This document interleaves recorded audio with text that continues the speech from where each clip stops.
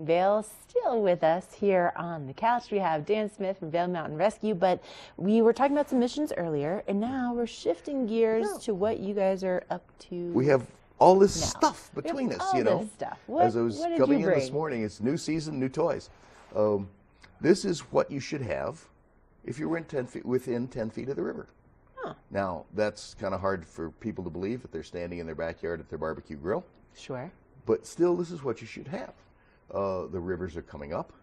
We see people endowed chutes. If they're like our friend Ken Hovey, Hovey's awfully good. He can go play endowed chutes, and if evil things happen, well, he had the skill set. If you now go down to Walmart or down to Costco and buy your $129 kayak and put it in the top of endowed chutes, you will not have a good experience.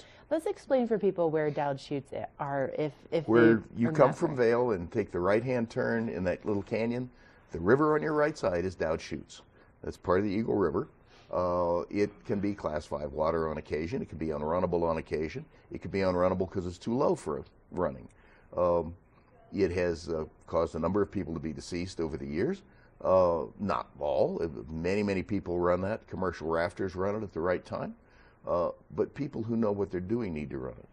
But you can get in just as much trouble in Bob in the terrain park in Avon, or in the new water terrain park in Eagle. And if you aren't wearing these, a helmet, because your head is a lot softer than a rock and the two will not have a good experience if they collide, you don't float well. This thing floats. This thing floats me. And if it can float me, it can float anybody. If you don't carry one of these, so if you get tangled up in a rope, you can cut your way loose. If you don't carry a whistle, because I can't hear you yell. In the water, no one can hear you scream, which I think was an old movie someplace. I can hear this, and this is a water whistle. This one will blow even as full of water.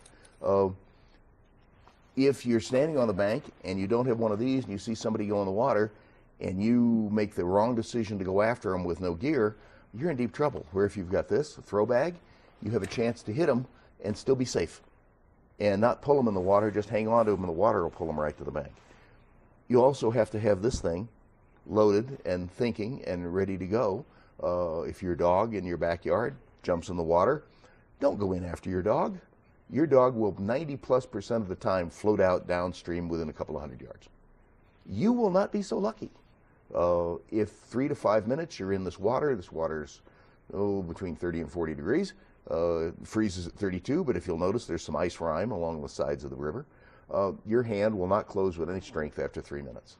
Wow. So if that rope hits you in 3 minutes, you can't do this with any kind of grip. Things people don't know about swiftwater. Right. Our deputies, I mean, these are people whose business is saving folks' lives.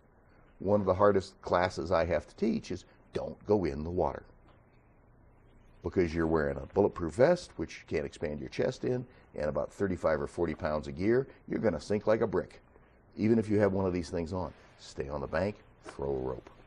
Wow. There's swiftwater classes, which are just beginning at various guide services and at CMC. If you want to play on the water, take the class. If you want to play in the water, don't buy cheap gear. I mean, it's just cheap gear is not going to help you in swiftwater. You know, I thought about you the other day. I was walking in, to one of the big chain stores, and I saw, one of those plastic kayaks, and I was like, Dan Smith would not approve of this. No, he would not be interested in that. That is not something that you recommend. And but the thing is that until I heard you talk about it, really, it's a boat. Sure. We pulled 2 out of Dowd last year that were chain store kayaks. They were totally pasted around a rock. That water is so strong. You just flattened this kayak like a sheet around the rock. It took us about 2 hours to find enough angle on it to get it so it would pop loose and then we could pull it out. If you had happened to be in that kayak, and we did find the people who were, and they were all right because they bounced around a little bit. They looked like they'd gone about 5 or 6 rounds with Muhammad Ali.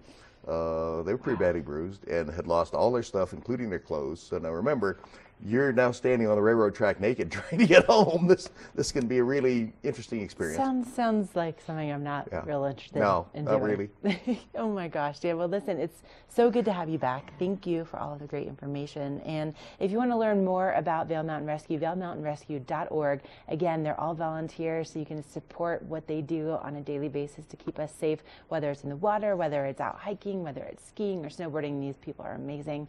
And so check them out, vailmountainrescue.org. Up next, we have a look at your weather.